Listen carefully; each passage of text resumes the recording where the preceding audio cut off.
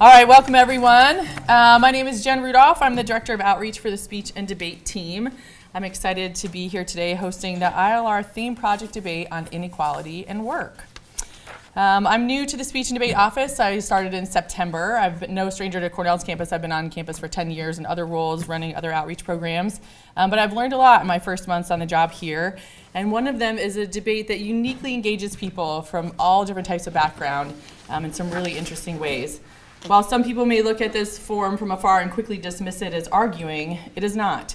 Debate is about thinking deeply about the question at hand and exploring a multitude of angles of approach or thought around that topic.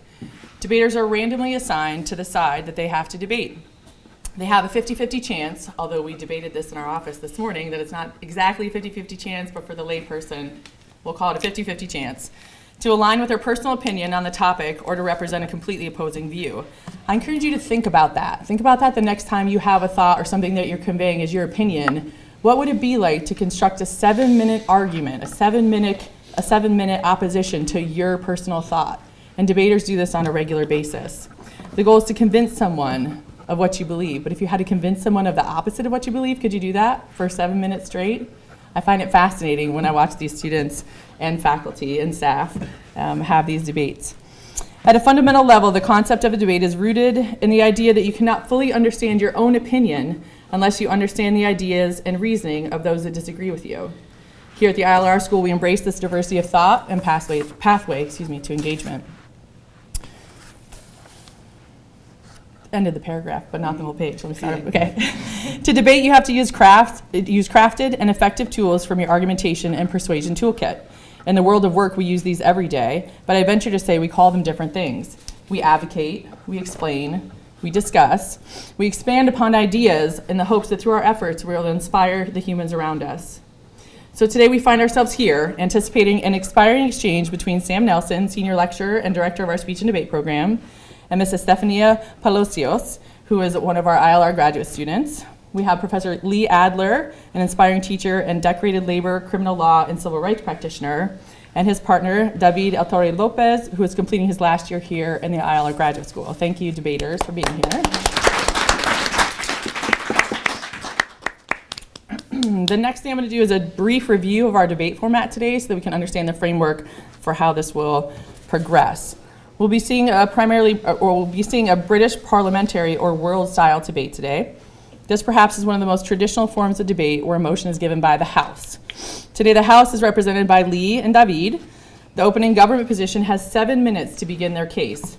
The first and last minutes are held in reserve for only the speaker. It's called protected time.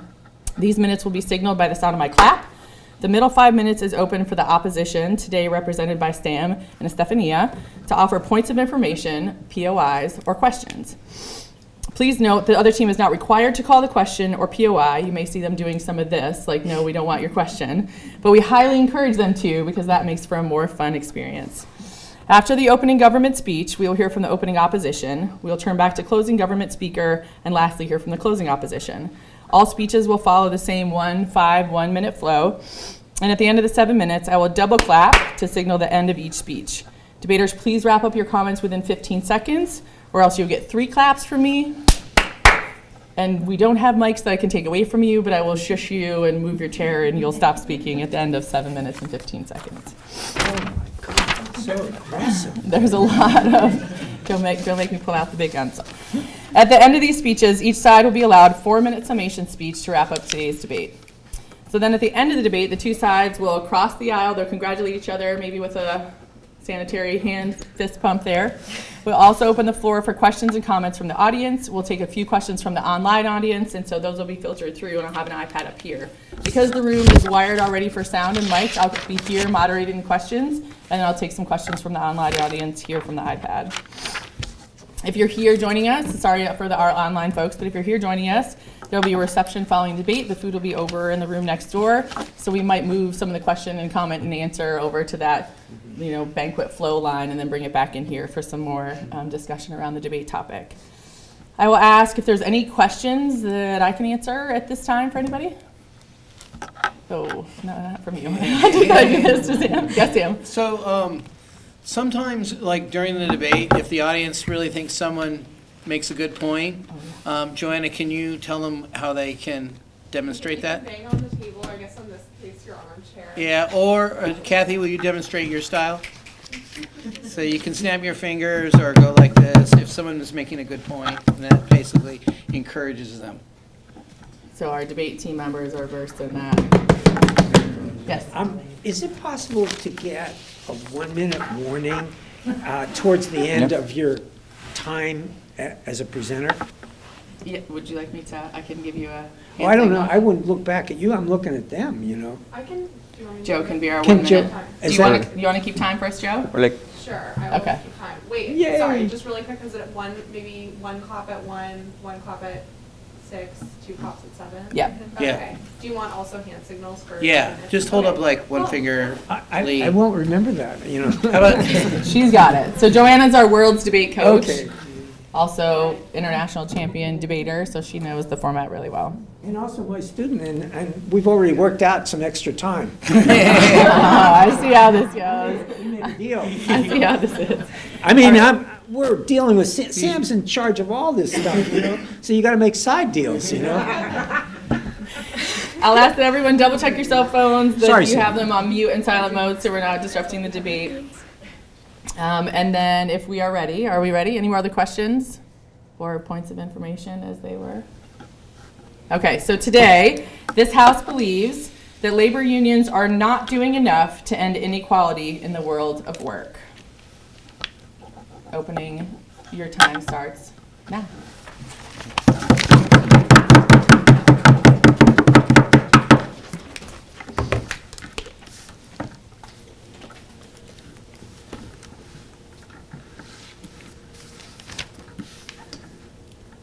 I'm setting the time.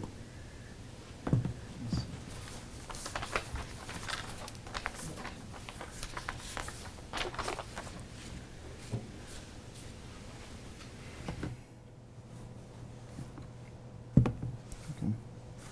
Ready? So once again, just to repeat the topic, the unions, here in our side, the government side, we will be defending that unions have not done enough to protect workers, especially in the realm of inequality in the workplace. It's important to make some clarification before we start this debate. First of all, we are not saying that unions are bad or that unions have been bad, not at all. Here we also support the unions and the union system. Second, we're also not defending an unfair burden of proof for the opposition, saying that, oh, there's always more that unions can do, hence they've never done enough. That's not what we're saying. That would be a really unfair argument from our side. We are really here for debating and not for running away from the debate. The debate is about the opportunities, conditions, and resources that unions have had, and if they had fulfilled and unleashed the potential they've had in terms of the resources available for them to then reduce inequality in the workplace. How do unions have power? Unions have power through different means, especially through total power. They have people, they have money, they have the political power for mobilizing their workers and people at large. We say that this debate will be about the United States mostly, because even though I tried to make it a worldwide and international debate, I was pushed against in a meeting we had before here. So let's do it easy peasy for us if it's just about the United States, so easier for us, we'll do that. But that does not mean that then we don't have the counterfactual of talking about other countries in the world and other scenarios, such as scenarios of the European Union or other places, where then we can see what is a benchmark of what the United States could have done, or the unions in the United States could do and could have done that compares to what they have done if the conditions are similar. So the first argument is about how unions have not done enough to generate labor and international equality. Unions were born to protect the human dignity of the workers. That's the origin of them. They have fulfilled some of the basics. We definitely agree with that, and that's probably the same all around the world. Not in every case, but at least where unions have present and where they have workers that have united within their unions.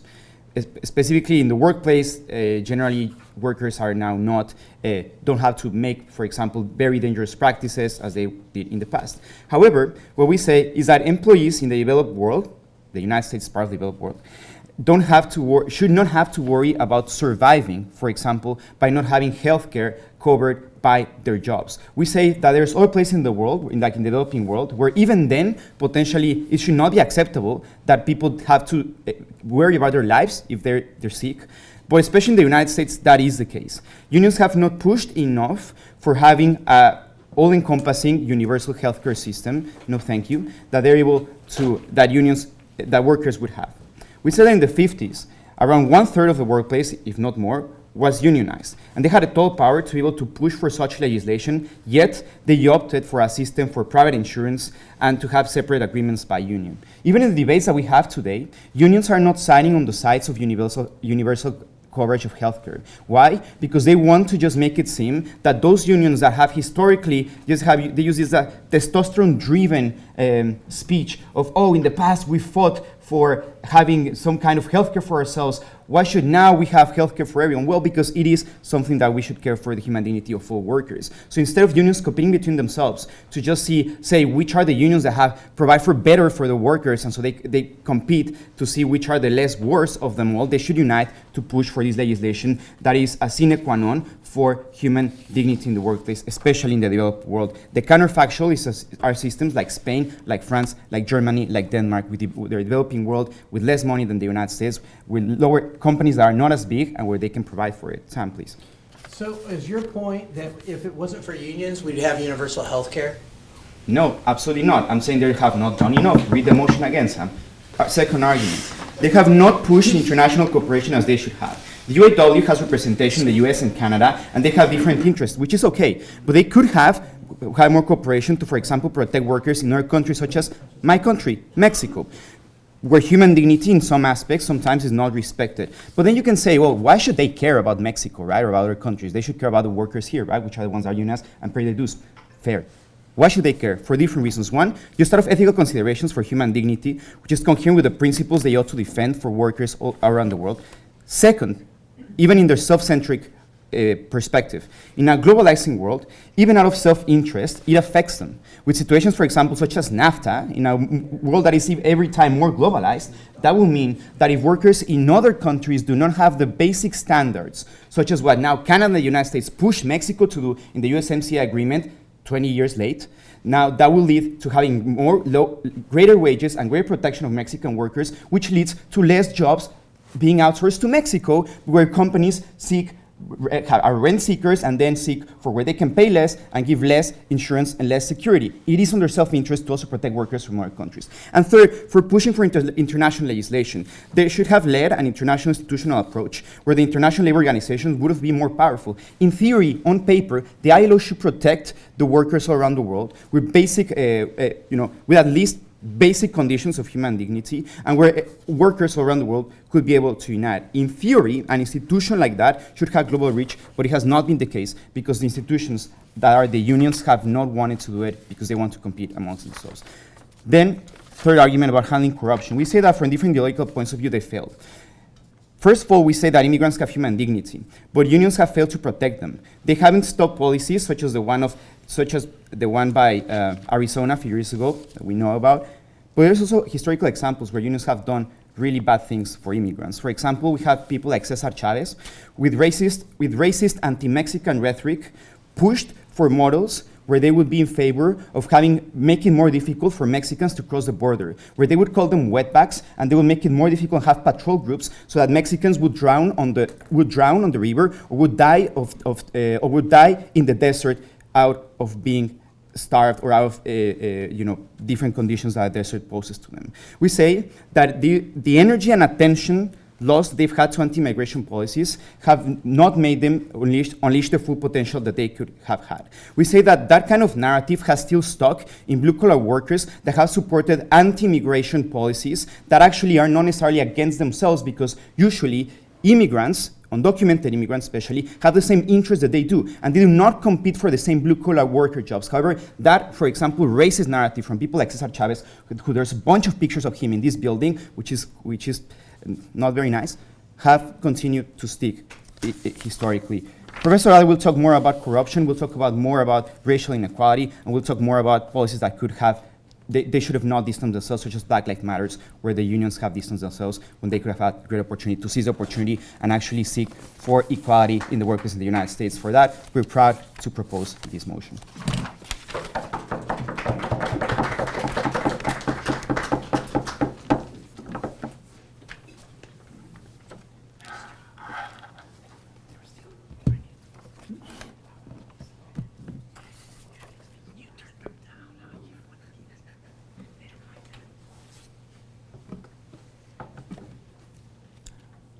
When the world of workers is on fire, the unions act as firefighters to suppress the fires that they're going. Yes, the firefighter is not going to save all your family pictures. Maybe, perhaps, it's gonna burn half of the building, but it's gonna react and it's gonna respond. And I want you to think about this analogy as we go through the debate, because our opponents want to argue that labor unions are not perfect. And we couldn't agree more, right? They're not perfect. We understand that inequality exists and more needs to be done. This debate is about whether labor unions have improved working conditions for workers and whether they have set up the labor movement to improve and to have a better future. Audience, I also encourage you to please consider, if unions are not good at protecting workers' rights and at pushing back to these big multinational companies, why are companies like Uber, AT&T, Google are so afraid of getting the workplace unionized? With that in mind, in my speech, I'm going to cover the following points. 1, labor union and the power of alliance. And 2, the future of work and unions. But before that, I'm going to go into some refutation. So first, David wants to talk about unions have not pushed enough for universal health care. That is not true.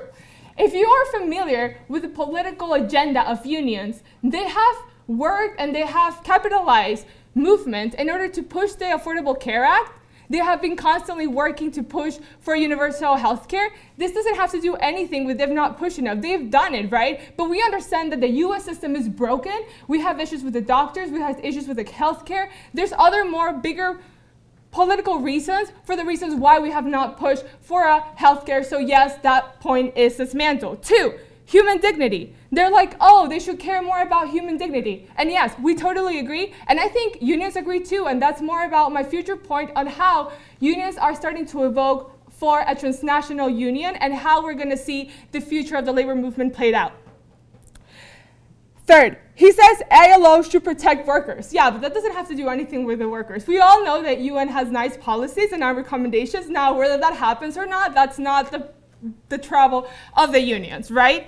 And then he also talks about immigration, and he makes this huge case about Cesar Chavez, which, granted, he has a mixed history on immigration, and we understand that he wasn't supportive, but he's not a good example anymore. It's been over 20 years since this happened. I think unions have recognized the importance that immigrants played out in the field. We understand it hasn't been perfect, but that doesn't mean they're not pushing more to make a change. An NPR article called How the Labor Movement Did an 180 on Immigration. It's the fastest growing unions have been service sector unions, and those are overwhelmingly made up of immigrants and the family members of immigrants. Unions are pushing for undocumented workers to get the resident status because they understand it's crucial, because they understand it's essential, because they understand that they themselves were made out of immigrants and a very diverse background. So that point also does not align. And also, if you go to the FLI-CIO, they've positioned their policies, right? They're online resources. If you go to almost the top unions' web pages, you see their immigration resources because they understand the importance that they played out in the labor movement. Also, on corruption, yes, we agreed. There has been terrible corruption in the labor movement, but let's be honest, there's corruption in all organizations.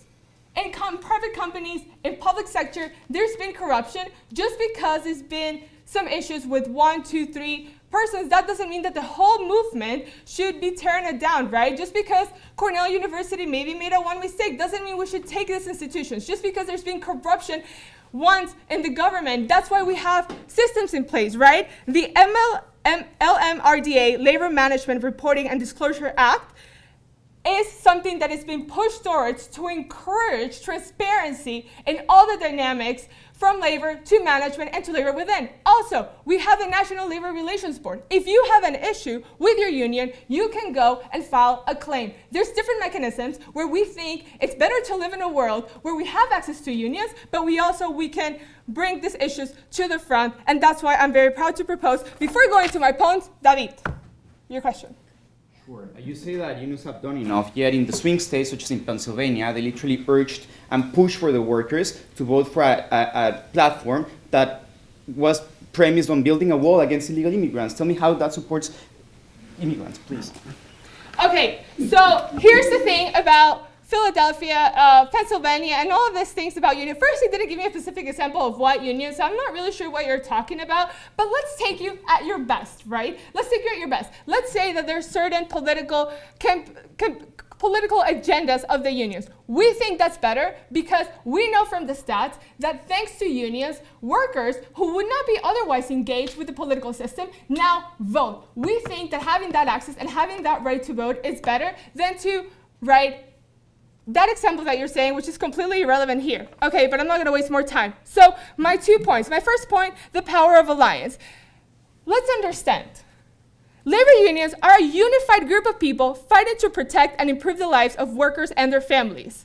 By organizing, they've achieved so much together historically. They've achieved increasing wages, improved labor conditions, having great access to health care and retirement benefits, receiving more vacation and other paid time leave, and education and civic participation. All of this is all thanks to unions. Remember, unions is the voice of the people. We cannot afford rely on the government, or we can afford to private organizations to make these changes. All of these changes have been done because people have organized and they've been protected under the law. So remember that when you think about us having a weekend, us having better wages, of having all the benefits that we enjoy today is because of the history of union and what they've achieved. And also, even if you're not unionized, that doesn't mean that you don't benefit from the spillover effect of having these organizations pushing for better working conditions, okay? So my last point, which Sam's gonna talk about, the future of work in unions. The status quo, we have globalization, technology change, income inequality. We think all of these pressures in the workforce require now more than ever to have this organization of labor, and we believe in the future we're gonna have, and it's starting to be like the Global Union, a transnational union who is fighting and advocated for international collective bargaining agreement, and I think we're gonna mitigate all the negative effects that David has spoken in his speech. I'm very proud to propose. Thank you.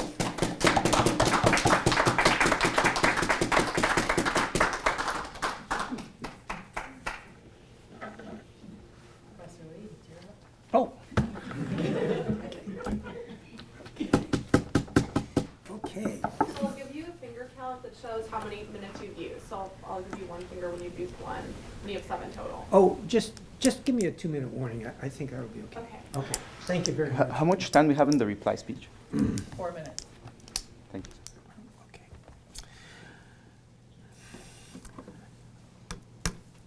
I am a trade unionist, and as a trade unionist, though, I define myself as being next to and with, encompassed by, and historically representing rank and file trade unionists. My perspective on this debate about whether or not unions do enough is principally based upon the point of view of rank and file working class folks. From that perspective, unions just are not doing enough.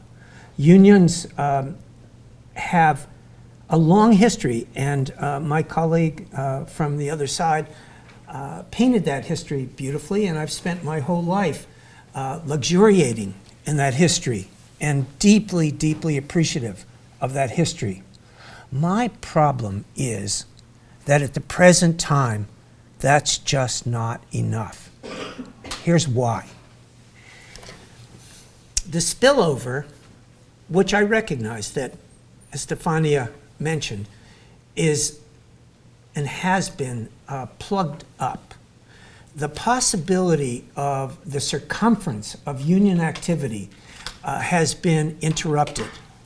The ability of unions, meaning from within, I'm not talking about the oppression of America from without, or the repression of America from without, but I'm talking about within the unions, has been garbled, it's been misunderstood, and it has been misapplied.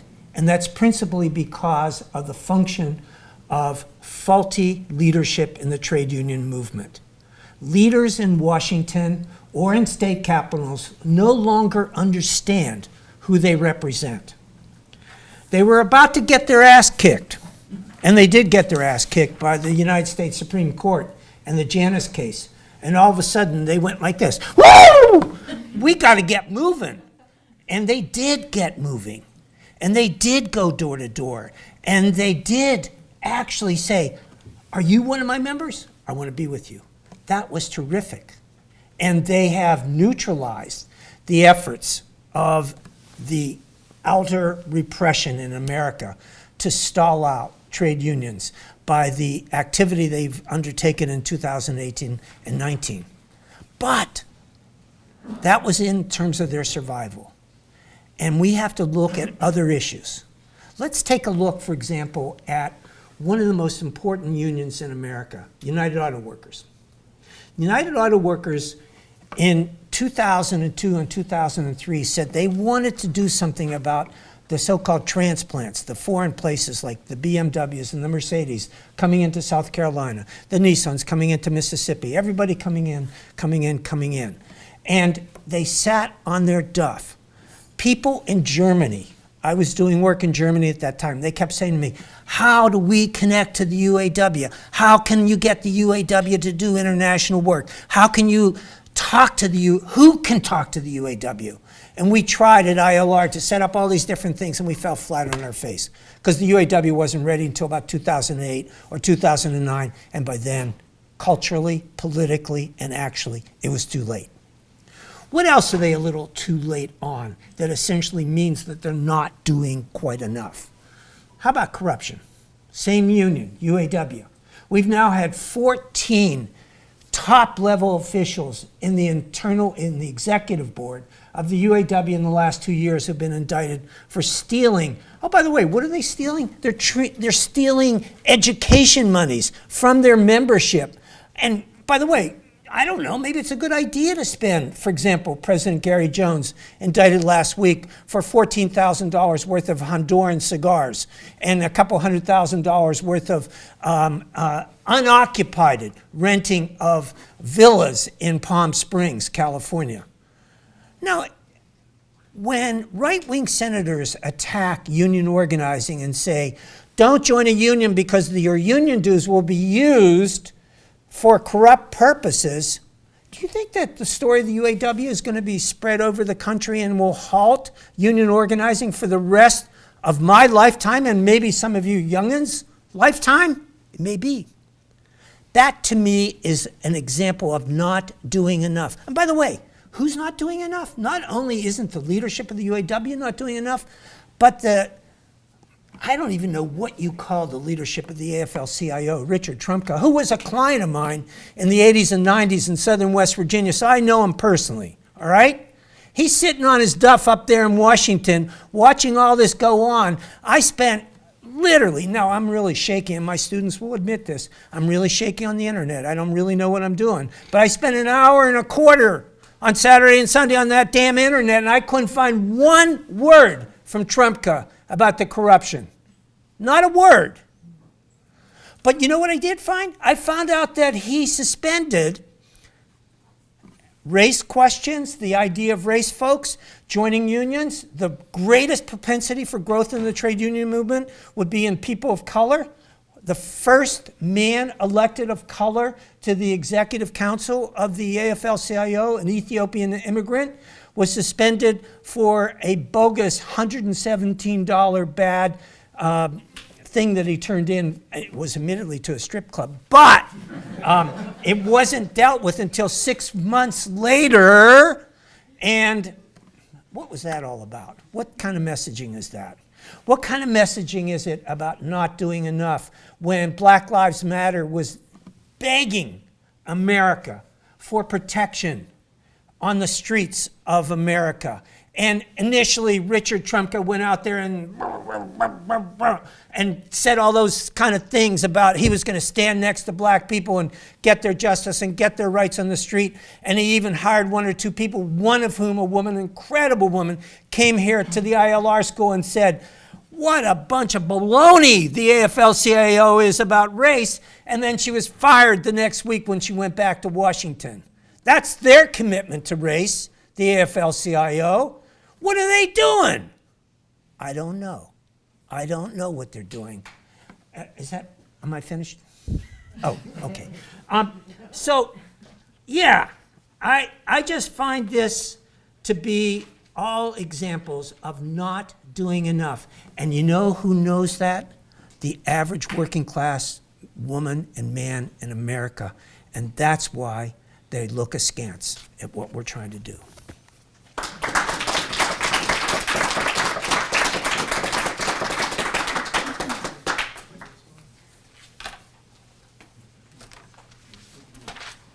Oops. Thank you. Thank you, Stephanie.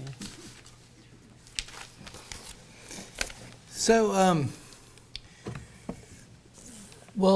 my good friend Lee was up there ranting, tearing down the hardworking unions that are, doing their very best. I was reminded of Kermit the Frog.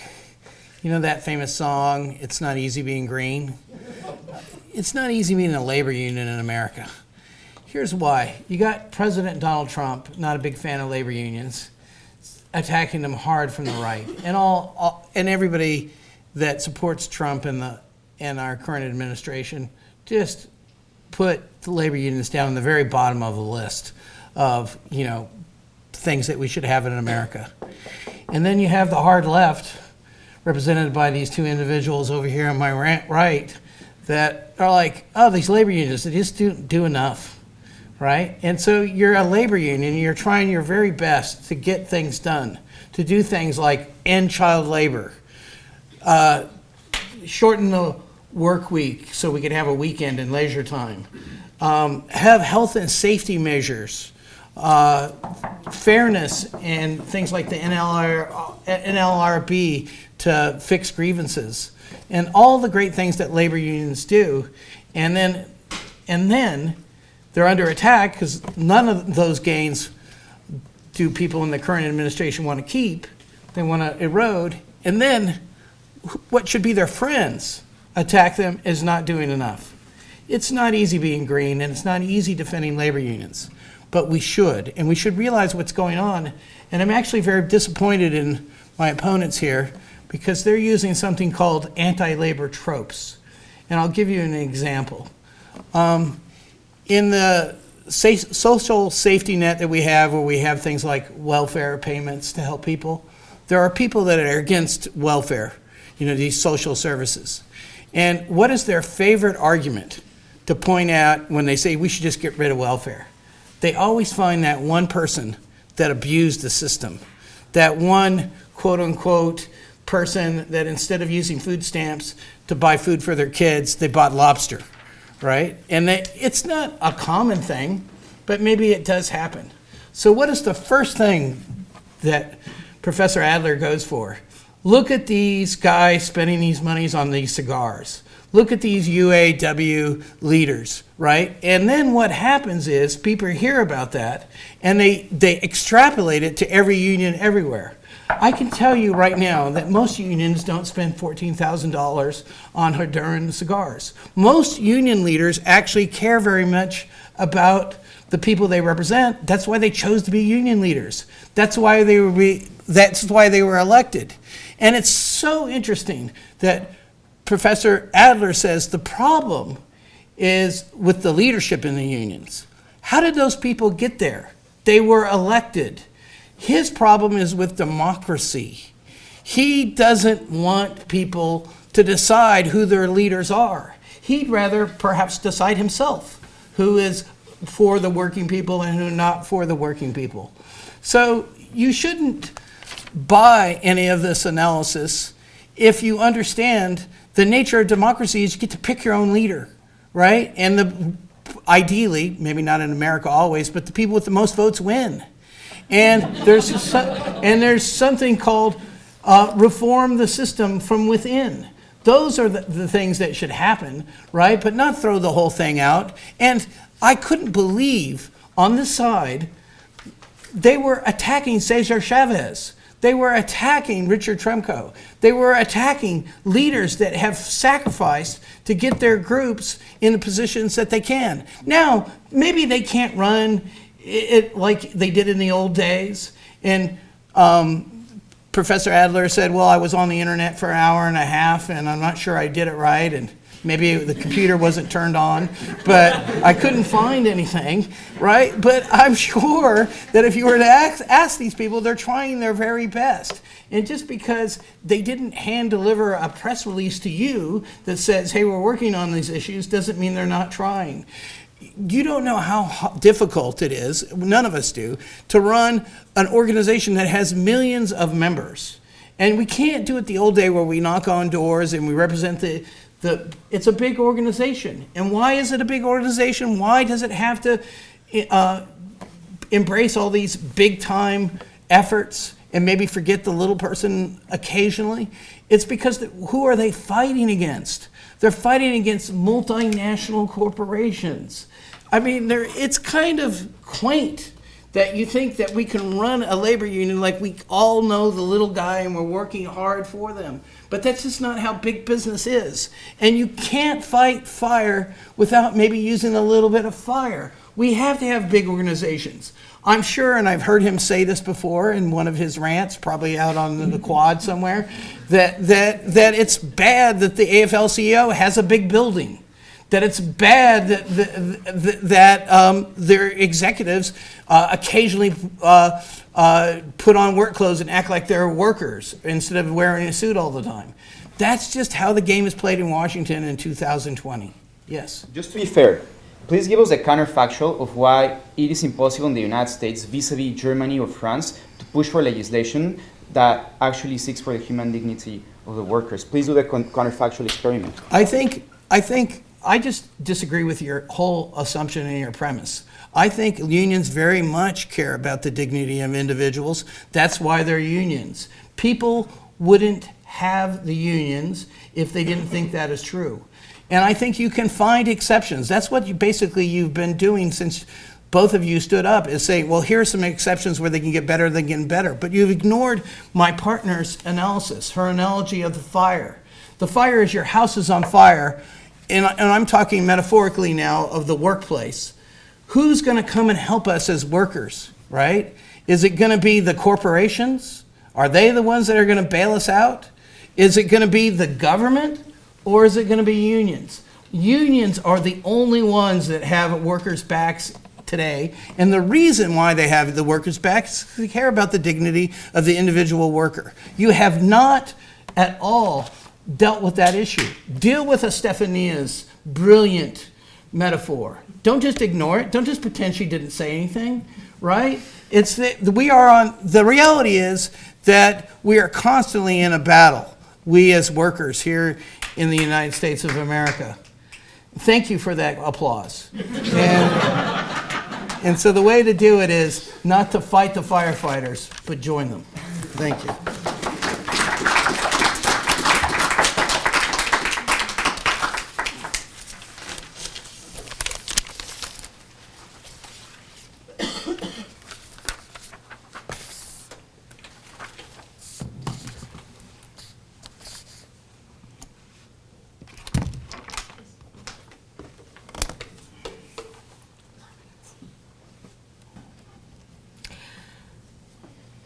Why we have won the debate? We've won the debate because we've proved to you that unions have improved working conditions and they have set up the standard to keep improving the working conditions for the future. Before going back to my points, I want to make some refutation. So on corruption, I think Sam has done a wonderful job answering Professor Lee Adler's points, so I'm not going to talk too much about that. But on the point on democracy and the United Auto Workers, let's make something clear here. Yes, there was corruption from part of the executive team and the leaders of this union. But what have we seen in exchange of this? We've seen a group of workers getting together and organizing to make it better, to make it fair, to take these people out of the leadership positions and make a difference. And that is very important because at the end of the day, it's not about whether there's corruption or not. I think we all can agree there's corruption everywhere. The question is, if there's mechanisms to fix that corruption, if the power and organizing of working of the people can improve the standard for the future. Second, on David's POI on international unions and Germany and France and Italy, etc. They're like unions have pushed to get legislative change. I think we all can agree that's true here in the States too. We've increased the minimum wage. We've improved better our healthcare system. We've done many wonderful things to help improve the labor laws. Just because the labor laws of the US are flawed, and I think we all can agree that we can change them and revamp them, that's not the fault of the unions. The unions have a maximum of political capital that they can use to make progressive change. So I don't think it's fair to put the burden of the unions to do absolutely everything, right? We should hold our government accountable. So 2 points on that. One, the power of alliance. It was very clear in my speech, the power of unions and how the mechanisms work to achieve all of the wonderful benefits that I said, like increasing minimum wage, providing benefits, providing education, getting them politically engaged. But 2, the future of work and unions. So on my second point, what is the status quo? As I mentioned, we have globalization. Companies are outsourcing more and more. We have technological change. We're replacing labor for capital and technology. Now more than ever, we need unions to protect workers, and I think we're moving towards that place. We argue that in the long term of globalization, the labor movement can actually help revitalize and help all countries and all places where the companies are at. And my example here is the Uniglobal Union. This is an international union based in Switzerland who has members all over the world who is trying to get together and is trying to advocate for an international collective bargaining agreement. The reason why this is so important is because all the things that David said that we have a problem, I think the unions are actually acting to make a change. Just because we don't see that today doesn't mean that they're not working to make that change and to make that progress, right? So let's make that clear. Now, to sum it up, why, again, do we win this debate? We have proof to you all the benefits that unions bring to the table, historically speaking, and also today. Second, on the topic of corruption, we've agreed that there's corruption, but we understand that through mechanisms and through perhaps the changes of law, we can better improve the position of unions, and it doesn't have to be placed under burden.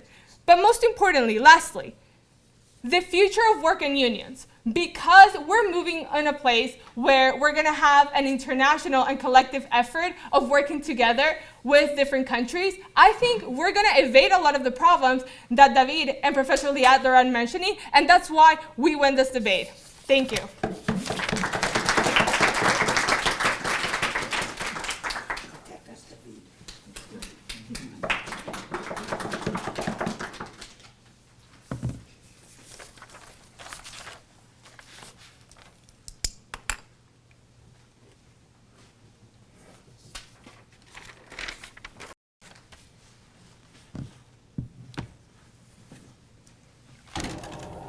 Whoa. That's not a surprise. I'm not showing a graphic or anything like that. That's our secret. So as you will see now.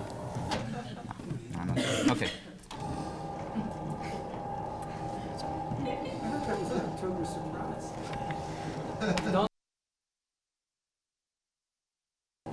Okay.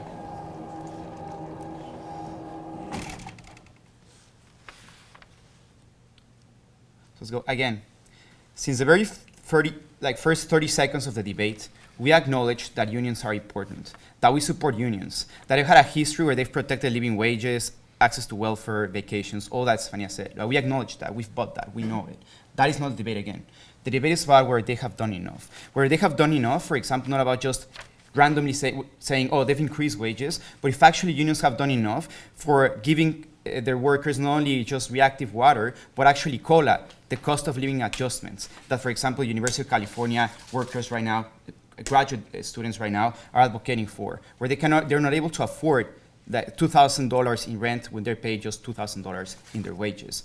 where UAW is the union where the graduate workers in California are syndicalized, but UAW has not moved a single finger for the strikes that are taking place today and during the last 2 weeks in California. That's what unions do, giving the back to the workers when the workers have to mobilize themselves. Some of them, not all of them, of course. Now, let's go to 2 points of analysis in this debate. The first one is about human dignity. We've all said that unions have pushed, to some degree. Again, we acknowledged it. But again, it's not enough. Stefania said, oh, wait, okay, but why is Uber so afraid of unions? Well, let me tell you. Because in Germany, actually, Uber was shut down because the competition against the drivers, taxi drivers, was unfair due to the guaranteed wages on Social Security that drivers ought to receive because unions have pushed for it. Unlike the United States, that's exactly your point. Then the United States, they're not doing the same that they've done in Greece, in France, in Germany. That's exactly your point. Now they say like, oh, Sam says, you're using the exception. Well, yes, we're saying the United States has been the exception within the developed world, has even been able to push for agendas that actually are able to, even with, for example, a case like France, where only 8% of workers have been unionized, they're able to paralyze a country if they need to push for changes in legislation, changes in retirement age, changes in whatever they need, not in the United States. Now Sam says, okay, but the United States is a difficult country, right? They don't explain why. Just like, oh, because there's Donald Trump, right? Okay, but then I raise a point of information saying exactly what is unions, like in places like Pennsylvania, that bully their workers to vote for Donald Trump, Sam. That's exactly the problem, that unions are the ones that put that president into place. If that is your argument, then that's also on our side. We've also won the debate just with that claim. Now, what we're saying is that the United States is exactly the exception that we don't want to be. Now, so that's why the United States doesn't have universal health care, which should be a sine qua non for human dignity anywhere around the world. We claim that. First point on our side. Second, immigration and international issues. So they understand the importance and they have some stuff on the website. No, that's what Stefania says. But that's irrelevant when workers cross the border and drown because they don't have guarantees. They're able to go to another, they're able to immigrate freely or easily. Just tell someone that lost their relatives, there's some cool photos of diversity and like different skin colors in the website, say that that's cool and that makes up for it. We say that it does not. There's heavy impacts on lack of international cooperation that we've talked about, where Professor Adler gives you examples where unions have rejected the international cooperations, where they've had the opportunity, for example, cooperate with Canada and Mexico, and they have not done so. And what has happened is that the bullet has ricocheted against them because now they've lost jobs. They never went against our claim in terms of that. They should have they done enough and pushed for international cooperation, they would have done it. So then Stefania says, oh, but we're very hopeful that they'll do it in the future. So we are. That's exactly your point. They have not done it. Your point that they can do in the future is exactly your point. That they can do in the future because they could have done, as for example, Canada pushed, as we said, Mexico in the USMCA, to increase the wages, to increase working conditions, to increase Social Security in Mexico, which is not beneficial necessarily for big business, but it is for labor workers. It is, and it should have been done 20 years ago, not now. That's what they're not doing enough. And it was not pushed by the unions, by the way. It was pushed by the government of Canada. The government, like Stefania says, let's make government accountable. Government has been very accountable. They've done it. That's on our side then. Third argument, the third point of analysis in this debate is about corruption. Because what they say is that, oh, there's corruption everywhere. Maybe, I don't know it. But if that's the case, like there's different degrees of corruption. We say that when corruption is specifically for education money, the inherent difference is that there's 90 union leaders that have been convicted since January 1st, 2019. Tell me how many unions there exist that really are able to push for legislative agenda. That's not an exception, that's a rule. On those 3 grounds, we've clearly won this debate. Unions have not done enough. We're, as Stefania, hopeful they will do it in the future.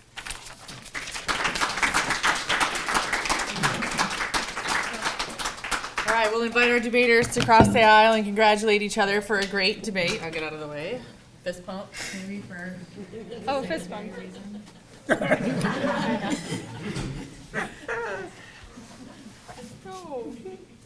No. Yeah, of course, great job. Thank you. Okay, so we'll take a couple questions from the audience first, and I can do some online questions too that are right here. Yes, sir.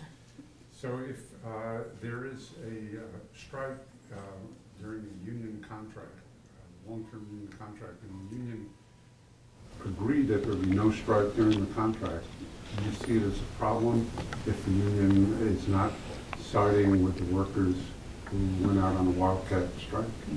But that's what's happening in California. You want to take, Do I see a problem with that? or Or do you want to answer? You want me to answer it? no? Who's that? Anyone? Well, anyone, Oh, Okay, sure. yeah. oh, well, do I see a problem with workers striking in the middle of a contract? over a contract item which had been Yeah. Negotiated. negotiated. Personally, no. All the years I spent in West Virginia, I probably, I don't know, a couple hundred days I spent in court representing miners who conducted wildcat strikes. Wildcat strikes are clearly illegal under federal labor law. Wildcat strikes are illegal under any number of federal labor laws. They're also illegal for the most part under state laws if they cause or could cause violence or damage to real estate or property. But my own view is that I was very proud. And by the way, the International Union of the UMWA ran as far away from me as they could because they're potentially liable for that, financially liable for those wildcat strikes. But I was honored that rank and file workers would ask me to go into federal court and make arguments to federal judges about why they chose to wildcat in the middle of a contract over a term that had been previously negotiated by international leaders in Washington and that management didn't particularly follow. Miners or other people do not strike just like that. They strike because the other side has not honored the contract in some other ways, but since they have the power and the authority of federal labor law to violate contracts any way they wish, when the rank and file chooses to act, my feeling is my political and legal beliefs and philosophical beliefs are I like to stand next to that lawlessness myself. Yeah. Okay, great. We've had a question or a comment brought in from the online audience that we could repeat the question. So I will do my best to repeat your questions to the microphones so that everybody can be heard. So we'll do a couple of things from the online audience. One comment is, to paraphrase, ask not what your union has done for you, ask what you have done for your union. Thank you for that comment. Another question, unions in the U.S. have always had to contend with far more powerful forces of the government, whether legislative, such as with Harry Truman illegally seizing steel mills in 1952, or violent, as in with the 1921 massacre of striking coal miners. How can we meaningfully evaluate modern unions when we have never allowed organized labor to meaningfully exist as a political entity? I guess Debaters? that's for us. Sure. Yeah, I mean, no, I personally agree with that. Personally, I agree with that, yeah.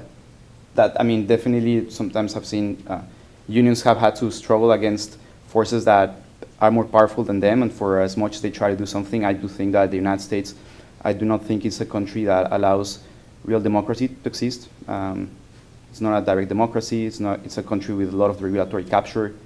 I'm probably defending the side I don't believe on, but I would just, being a debater here.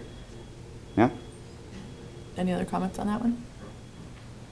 Audience question? Oh, go ahead, Lee. Oh, your second question, could you read it again, please? I just want to Yep. make sure. It says unions in the U.S. have always had to contend with far more powerful forces of the government, whether legislative, such as with Harry Truman illegally seizing steel mills in 1952. Sorry, it just refreshed and I lost my place. I just lost it, Dave. It's my question, I can say it. Oh, go ahead. Thanks. I'm sorry. Yeah. Or violent, as in with the massacre of striking coal miners and the very violent history of union labor in the country. So, in your evaluation of whether they've done enough or not, how can we make a meaningful evaluation if we're not taking into account that we've never allowed unions to do their job, to advocate for workers when they've always been on the back foot and always fighting for survival first and advocacy second? Please. May I? Yeah. Okay. First of all, I think that's really a wonderful question, and it's a very fair question. But here's the reason why I think we can continue to make our argument. And I want to use the way that the AFL-CIO functioned in the national immigration debate after it changed its national policy in the 90s to be, quote, I'll just say pro-immigration reform, pro-protective of undocumented folks, and significantly and radically changed the phobia that characterized the policies for 50 years of the National AFL-CIO. In 2003, the AFL-CIO joined with a whole bunch, maybe as many as 20 different civil rights and immigrant groups across America, and what became known as the Long Bus Ride. And in that joint effort, the AFL-CIO joined with all kinds of communities of color across America to stand with and for and on behalf of both the people that would maybe be later called dreamers and people that would be called undocumented and other people who had fragile immigration status in the country, and essentially said, we stand next to the people who want a pathway to citizenship and to freedom for those citizens. The AFL-CIO continued with that policy in dramatic fashion a few years later, and it ultimately resulted in rallies in places like Chicago where over 100,000 citizens, both immigrant folks and non-immigrant folks, joined together to demand immigration justice in America. But from that point on, the AFL-CIO's position continued to be in writing, in documents, and in, if you will, meetings in Washington, D.C., where there were panel discussions about these things. But there was no direct action after that. There's a little bit of not direct action, but more sustained political activity in 2013 when the group of 8 senators known as the Gang of 8 tried one last time to make for immigration reform. And the AFL-CIO played a positive role in that conversation.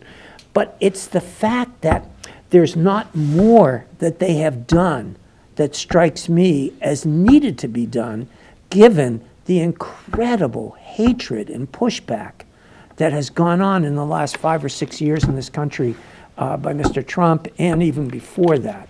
And it's the gap between the ability and really the significantly wonderful behavior of the National Labor Federation in the early 2000s, if you will, that contrasts with its activity later that isn't actually a function of the kind of draconian national repression that you very correctly characterized in the beginning of your question. This is about the AFL-CIO losing its focus on this issue, as perhaps there is more pressure from its white members, et cetera, not to do as much or behave as aggressively on behalf of immigrant people, that causes me to say we're not doing enough. Any other audience questions? I'll take one more from the online, so we're getting to about time here. The late Cornell professor Lynn Stout pointed out in her book that there was a major transformation from a stakeholder economy to a shareholder economy, where the single focus was to maximize profits. That led to cutting costs, particularly wages and benefits, and attacking the one institution protecting them. That led to cutting costs, particularly wages and benefits, and attacking the one institution protecting them, the labor movement. Is this the underlying cause of the growing wage and wealth inequality? Opposition side, do you guys want to take a question? It's possible. I mean, that's a very good point. There's probably lots of reasons. It's probably very complex as to why there's growing inequality.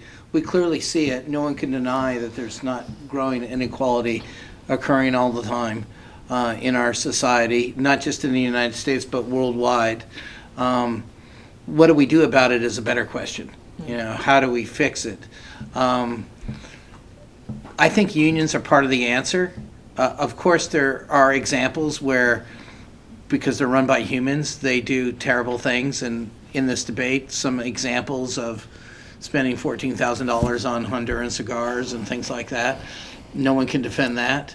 But I think, on balance, that unions are a force for good as opposed to, and important in the fight to fix inequality. And we need to remember that. It's interesting that the name Cesar Chavez came up, and I'm originally from California, and I worked with Cesar Chavez. I worked on the Grape Boycott. It was very effective. I was sadly at an event once with Cesar Chavez that was sponsored by a university, and he gave a little talk, and then they had the catering, and we went out to get our food, and there was grapes there after he spoke against it, and it was quite embarrassing. But here we are many years later, that was in the 1970s, and people have still heard of the grape boycott. It was very effective. It helped the United Farm Workers. Were they perfect? No, not far from it, but they certainly did a lot of good things for a lot of people. And I think that's the kind of thing that we need to realize that unions do. Thanks, Sam. Yeah, go ahead.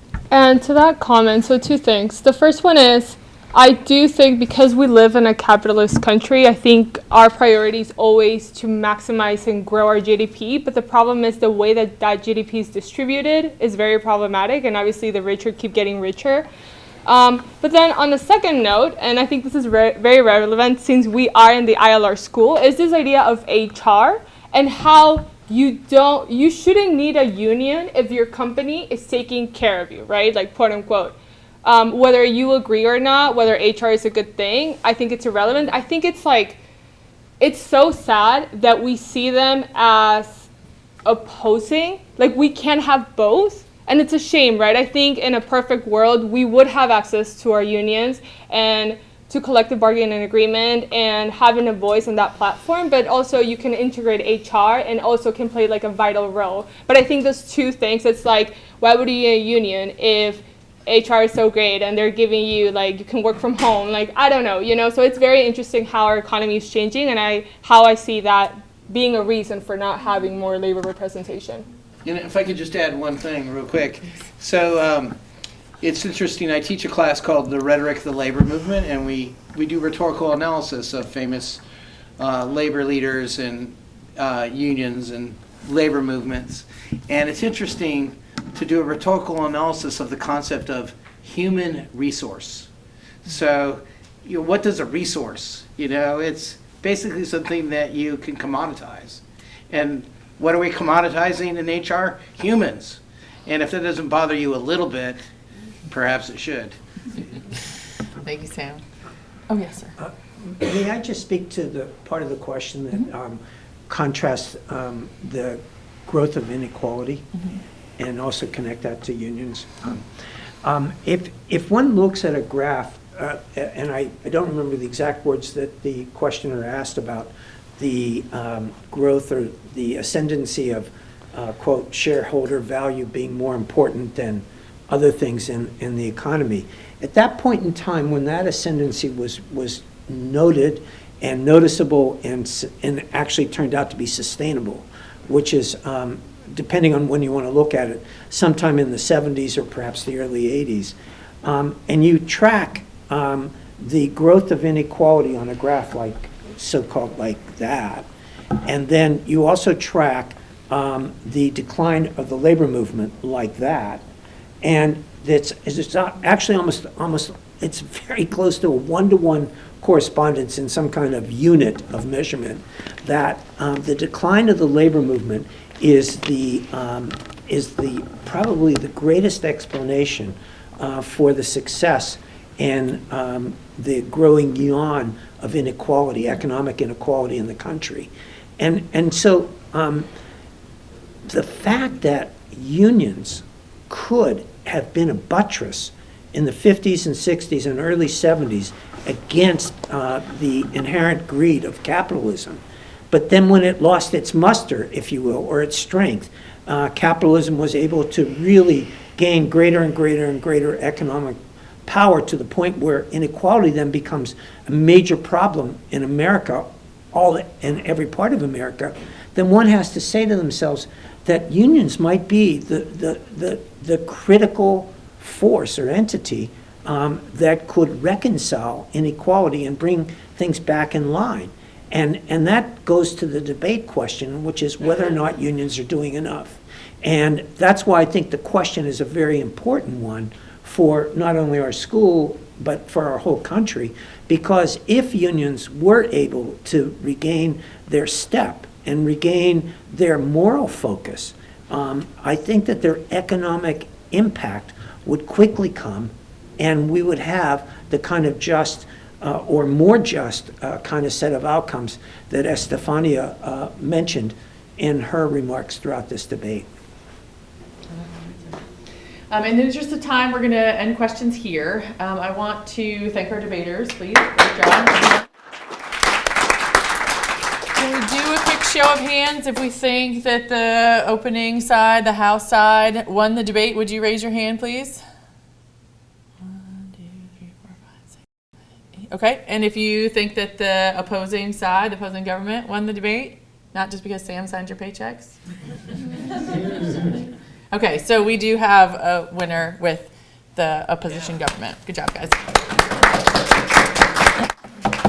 Quickly, I want to say thank you to the ILR Conference Services team for hosting us here. I want to say thanks to Don and David for helping us with our technical things today, along with Jen Morley, who helped us spread out the information and create our flyers for us. I also want to say thanks to Sam and the whole speech and debate program for supporting this effort. A special thanks to Dean Colvin and Carol Lombardi for their work in lifting up the theme project and making sure that we have opportunities to have events like this around really engaging topics. So